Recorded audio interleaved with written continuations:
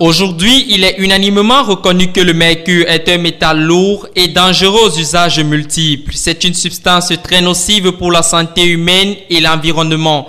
Il est à la fois persistant, toxique et peut être disséminé à longue distance. Au regard donc de tous ces dangers, conscient du fait que le Cameroun regorge des matières premières contenant du mercure et que le pays importe les produits contenant ce métal nocif, le gouvernement, soucieux du bien-être des populations, a organisé ce 18 mai 2016 un atelier de sensibilisation sur le projet initial de la Convention de Minamata.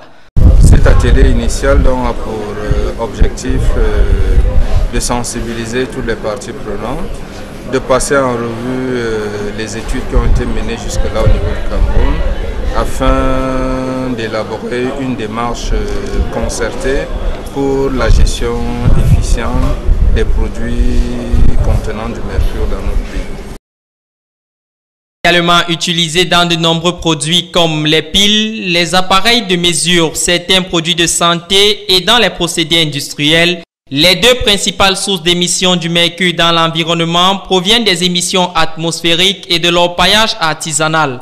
Barthélémy Ndongo, inspecteur des services au ministère de l'Environnement, de la Protection de la Nature et du Développement durable, s'inquiète pour le Cameroun. Ces produits, vous avez des types de piles, vous avez des thermomètres, vous avez d'autres produits qui rentrent dans des process technologiques et qu'il conviendra de retirer progressivement du marché. À en croire ce dernier, tout débute en 1932 dans la ville japonaise de Minamata.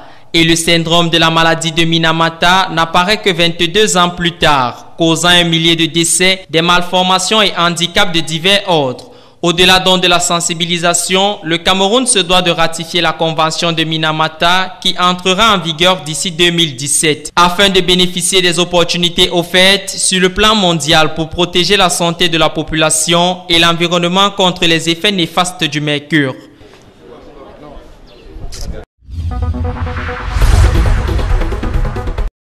Pourquoi l'exposé du docteur en économie et ancien premier ministre de son pays, Chung Un-chan, a porté sur l'expérience sud-coréenne, croissance économique, croissance inclusive, a-t-il été invité à la conférence économique internationale? Réponse du ministre Louis-Paul Motazé de l'économie, de la planification et de l'aménagement du territoire, dont le département ministériel s'occupe de la coordination technique du volet lié à la participation gouvernementale. J'insiste sur ce cas parce que, comme vous le savez, la Corée fait partie de ces pays qui, il y a 60 ans, étaient presque au même niveau de développement que le Cameroun, qui ont une planification extrêmement forte, j'ai presque envie de dire dirigiste, pour que le pays arrive là où il est maintenant. Nous, on est là pour écouter. Ça va peut-être nous amener à réorienter, à conforter certains de nos choix, ou alors à prendre des décisions nouvelles.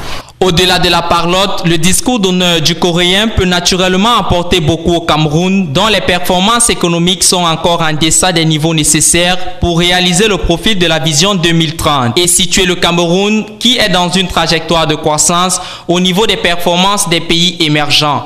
Idem pour les autres pays africains. José Manuel Barroso a actionné le levier en rappelant l'histoire de la Corée et du Kenya qui, il y avait 30 ans, étaient au même pied d'égalité. Aujourd'hui, retrace-t-il, la Corée est plus développée que le Kenya. Question pour Barroso de dire à l'assistance qu'aucun pays dans le monde ne s'est développé dans la fermeture. Selon lui, l'Afrique doit combiner ses partenariats. L'on ose croire que cette leçon n'ira pas dormir dans les tiroirs après la bonne organisation de la conférence économique internationale de Yaoundé. Pour emprunter le langage des économistes, le président Biya a déclaré que cette conférence est une occasion idoine de créer un véritable marché de l'investissement.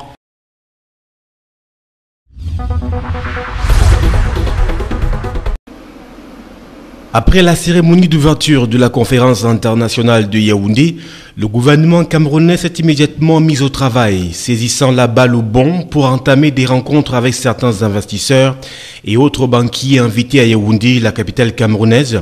Ceci à l'effet de leur présenter une liste de 15 projets matures, des projets pour lesquels des financements sont encore recherchés.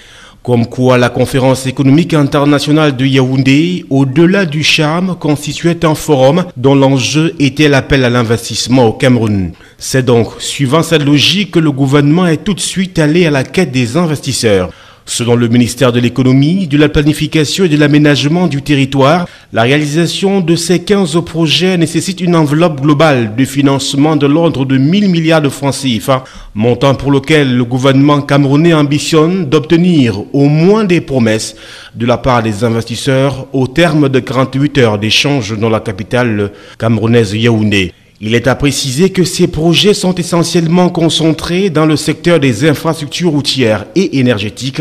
Le gouvernement camerounais a déjà obtenu pour certains d'entre eux des financements partiels. L'on peut énumérer dans ce sillage la construction de l'autoroute Douala-Yaoundé d'un montant de 300 milliards de francs CFA, pour lequel Exim Bank of China a déjà mis à disposition une enveloppe de 241 milliards de francs CFA. La centrale à gaz de Kribi, le barrage sur la Menchoum. Il en est de même pour le projet de construction de la route Batiengantui Yoko Tibatinga-Oundere sur un linéaire de 346 km. Ce projet, dont le coût est de 230 milliards de francs CFA, a déjà bénéficié de financements partiels conjointement mobilisés par l'AFD, la BAD et la JICA. Pour ce qui concerne des projets dont les financements sont entièrement à mobiliser, l'on peut citer la construction de la route Olama-Kribi, longue de 246 km pour un coût de 148 milliards de francs CFA, la construction de la Ring Road, 358 km pour un coût de 155 milliards de francs CFA, le bitumage de la route Mengong-San-Melima, 117 km pour 58 milliards et demi de francs CFA. Au chapitre énergétique, le gouvernement camerounais fait du charme aux investisseurs aux fins de financer, entre autres projets, l'extension de la centrale à gaz de Kribi, la construction du barrage sur la Menchoum ou encore la construction d'une ligne de transport d'électricité de 225 kW entre Memvele, dont le barrage est en cours d'achèvement, et Yaoundé, en passant par Ebolova, sur un linéaire de 285 km.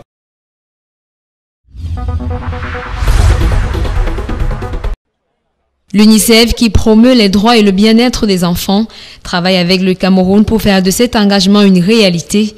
Outre les multiples actions menées, un accent a été mis cette fois sur le transport et la conservation dans de bonnes conditions des vaccins inscrits dans le PEV, le programme élargi de vaccination.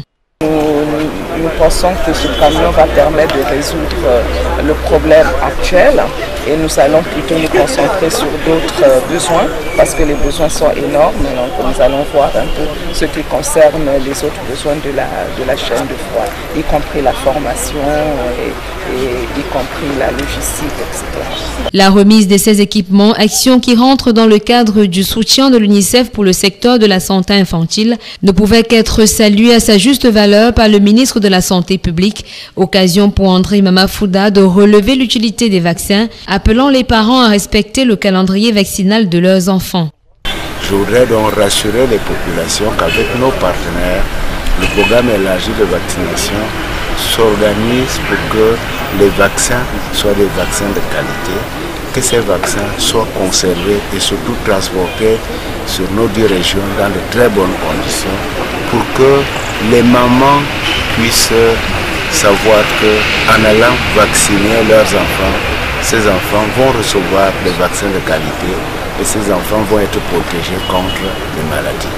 Je voudrais donc encore une fois appeler les mamans à respecter le calendrier vaccinal de routine pour que, effectivement, les enfants soient protégés à bonne date.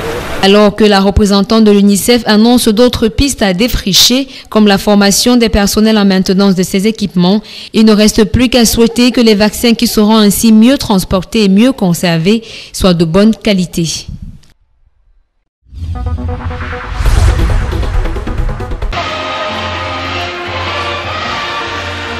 2 heures d'horloge, c'est le temps qu'aura duré le grand défilé militaire et civil marquant la célébration de la 44e édition de la fête nationale du Cameroun ce vendredi 20 mai à la place des fêtes de Maroua, précédée de la remise des distinctions aux récipiendaires. La cérémonie présidée par le gouverneur de la région de l'extrême nord, Midi Awabakari, a drainé un impressionnant gratin des personnalités administratives, politiques, religieuses et divers invités qui ont pris d'assaut les 3 tribunes de fortune. Le défilé militaire a donné à voir et à apprécier le sens de la discipline, de l'engagement, de l'honneur et de la fidélité aux institutions de la République de nos forces de défense et de la police ainsi que des forces paramilitaires telles que la douane et l'administration pénitentiaire. La grande parade militaire a connu cette année la participation de l'armée marine et de l'armée de l'air. Le défilé civil quant à lui s'est ouvert par un carré spécial des jeunes, médiateurs des volontaires du service habillés aux couleurs de la nation. L'événement a donné lieu au passage d'ensembles dynamiques accompagnés de symboles et de messages au profond. Les jeunes à travers 21 écoles primaires, 14 établissements secondaires et 10 écoles de formation professionnelle ont exprimé leur patriotisme et magnifié leur attachement à l'unité et à la paix si chère aux Camerounais à travers des chants patriotiques, des pancartes, des banderoles et des gestes pleins de symboles. Autre passage très ovationné, c'est bien celui de l'université de Maroua qui a démontré son attachement aux idéaux de la République. Les mouvements de jeunes, associations et les partis politiques ont également pris part au défilé. Le bouquet d'ouverture des partis politiques a joliment été présenté par le passage très applaudi du Rassemblement démocratique du peuple camerounais, parti au pouvoir.